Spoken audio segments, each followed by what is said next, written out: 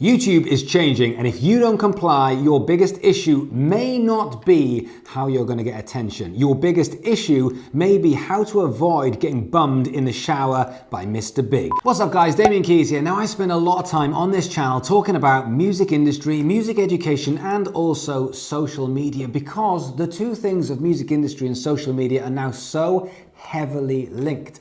I'm also a massive advocate of YouTube and using YouTube as your main hub to create content for in order to break it down and filter it into other platforms. However, YouTube is about to change, and I feel like as I am the advocate for YouTube, I probably should tell you how it's going to change, how it's going to affect you, what you will get if you don't do this, and also what you need to do today. Okay, backstory. So last month, September 2019, YouTube was fined nearly $180 million by the FTC, the Federal Trade Commission. And that was because of data collected on users who were under the age of 13 years old. This violates the Children's Online Privacy Protection Act, or Coppa, as it's most commonly known. Coppa states that no digital platform can collect data on anybody under the age of 13. Now, because of this massive fine and other potential ongoing fines, YouTube is changing its terms of service. You know, those terms of service that you read none of when you signed up to YouTube and Google in the first place. So how does this affect you? Well, first, what is it doing? What it's doing is it's shifting the responsibility of communicating whether your content is suitable for children. This is not about you making child-friendly content. This is about how you communicate whether your content is or isn't suitable for children. So with this responsibility shift pushing it back onto you, our job is to push the responsibility back onto YouTube. Failure to do this could mean that your content is deleted, your channel could be deleted, and you could get fines of up to $42,530 per video. Per video. Think about it. I've got 682 videos on my YouTube. That means I could be in the hole for up to $29 million.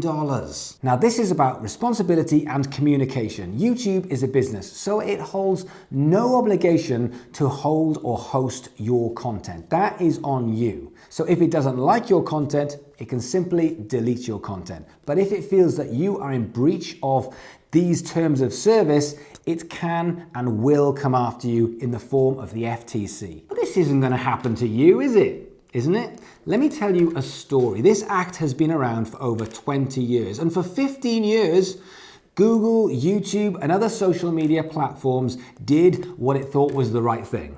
Nothing, absolutely nothing, until in 2013, that act was slightly changed, and it was changed so it could start going after slightly bigger YouTube. And one of the YouTube channels that got targeted was a YouTube channel called Mrs. Fields Cookies. But Mrs. Fields Cookies had a website, and on that website, you could register for a birthday treat where she would send you free cookies. But YouTube took that bitch down. Mrs. Fields Cookies wasn't an enemy of the state, but they decided that she had breached those terms of service and therefore she needed to pay the price. Now fast forward from 2013 to 2019, or more importantly, January 2020, just around the corner from now.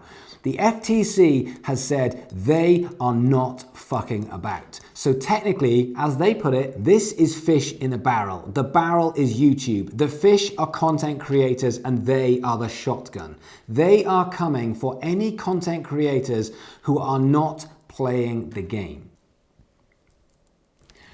But Damian, I hear you ask, I don't make content for kids. True, but if you don't tick the right box, then you are saying that your content is not just suitable for kids, but it is created for kids. But then if you start dropping the F-bomb or the C-bomb or the DRSE bomb, then you are responsible.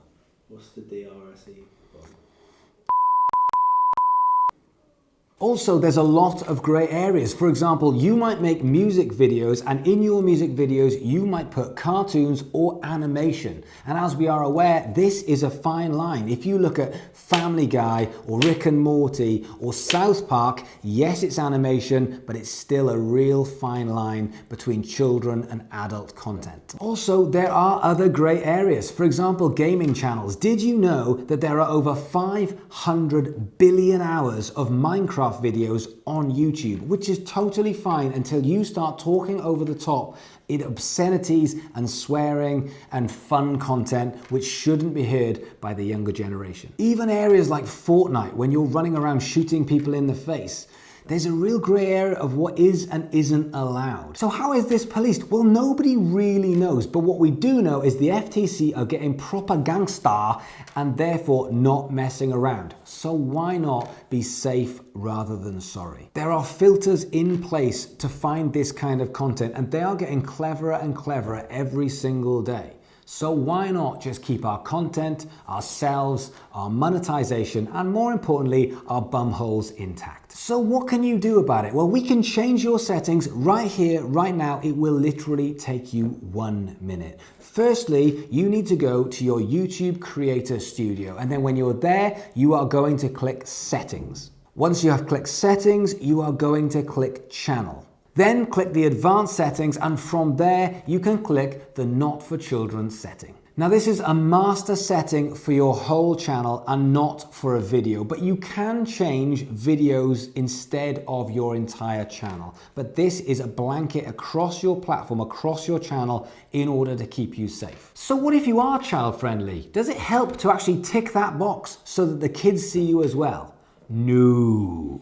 If you tick the box which says this content is made for children, you will instantly lose comments, a selection of adverts, info cards, end screens, stories, the ability to save videos for later, playlists. That is a lot of features that you cannot afford to lose when you are trying to build your audience. The other thing you will lose instantly as well is notification bells, which I also think you should hit my notification bell right now. This is all seen as collecting data, which is fine apart from under 13s, so it removes it so it can't get itself into trouble. So this is a communication thing, because if you do click the not made for children, then you are going to lose other benefits. For example, YouTube will stop showing your content to certain demographics, probably under 18, so you will lose a percentage of that audience. And if you are making music for 15 to 20-year-olds, there is a real conundrum here. But whilst that is the case, the most important thing is that you do not get fined $42,000